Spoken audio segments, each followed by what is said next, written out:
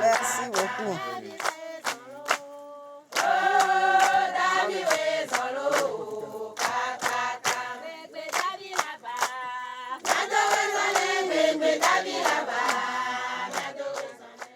Amesi ame fonyo dia yo nyi chowe dolo akpenami lo akpenami miawenye prosecal ye kpona leke mia dunu to mia be nduduo me agblenu ko me mia no la mese mea mia we cho nene be do opea ikemi le yobe programme sécurité alimentaire. L'une des approches phares du programme multisectoriel de sécurité alimentaire et de renforcement de la résilience Prosecal est la démonstration culinaire des mets. Cette méthode animée par des bénéficiaires pour des bénéficiaires consiste à apprendre la préparation adéquate des repas, les notions élémentaires de nutrition et les mesures d'hygiène alimentaire corporelle. Conscient de l'intérêt commun de cette approche, le changement de comportement alimentaire dans les zones rurales, les acteurs de cette initiative ont décidé de partager cette méthodologie avec vous. L'objectif de cette méthodologie est de transmettre au groupe cible la capacité de transformer, de préparer les produits locaux de haute valeur nutritive promus par Prosecal, notamment le soja, la patate douce sachet orange, les légumes feuilles vertes tels que le moringa, les feuilles de manioc, en plusieurs mets. La méthodologie. Cette méthodologie pourrait se décliner en 4 phases. La première est l'identification des groupes cibles de femmes de 15 à 49 ans et la sélection de 2 femmes leaders parmi elles, chargées de la démonstration. La deuxième, la formation et l'équipement de ces 2 femmes leaders. La troisième phase, la planification et la mise en œuvre des séances de sensibilisation et d'apprentissage de la préparation des mets. Et enfin, le monitoring des données recueillies durant les démonstrations. Phase 1, l'identification des groupes cibles et la sélection des femmes leaders.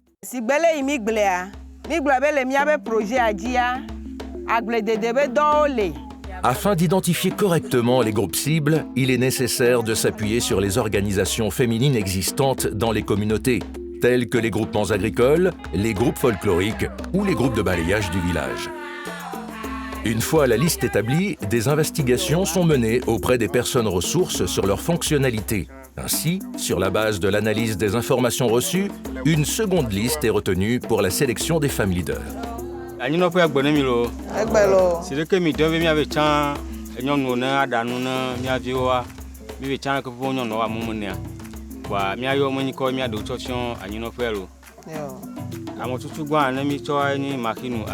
Selon la taille du village, on a besoin de 2 femmes leaders et ces femmes leaders sont appelées à encadrer 20 à 25 bénéficiaires.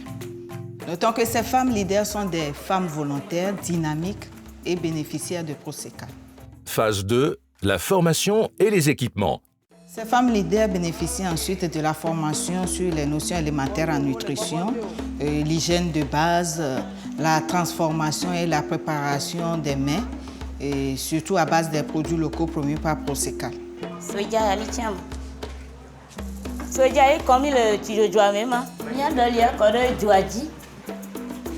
Au cours de cette formation, nous les apprenons à transformer le soja en lait, en pâte, et à préparer les sauces légumes à base de moringa, de feuilles de patates douces et des feuilles de manioc.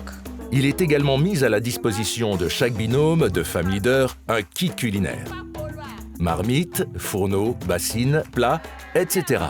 Pour des mesures d'hygiène, des tabliers et coiffes leur sont aussi confectionnés. Phase 3, la démonstration culinaire.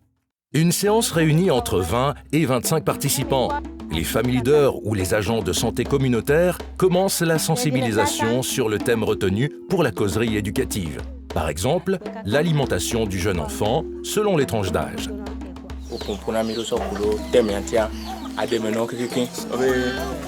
Alimentation du jeune enfant selon les tranches d'âge de la fréquence.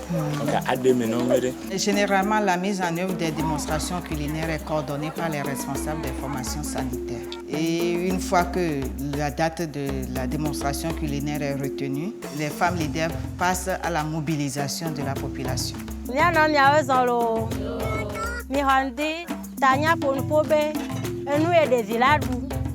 tsɔ tso eƒe ne le si kuzine ni ne ba ɖuia.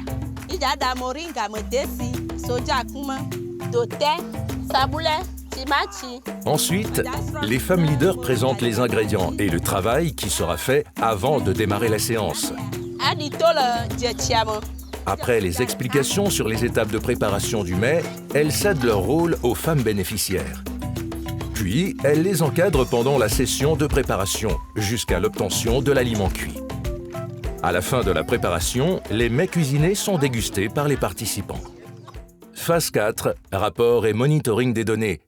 À la fin de chaque séance, avec l'aide des ASC, les femmes leaders rapportent les données de la démonstration culinaire et ces données sont cheminées vers la direction régionale de la santé et de l'hygiène publique.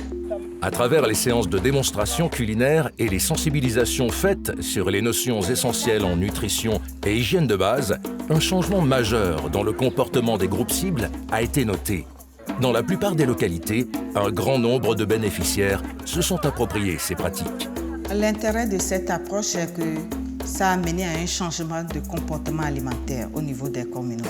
Les ménages savent maintenant diversifier leur alimentation. Il y a eu vraiment une amélioration de l'état de santé dans les ménages.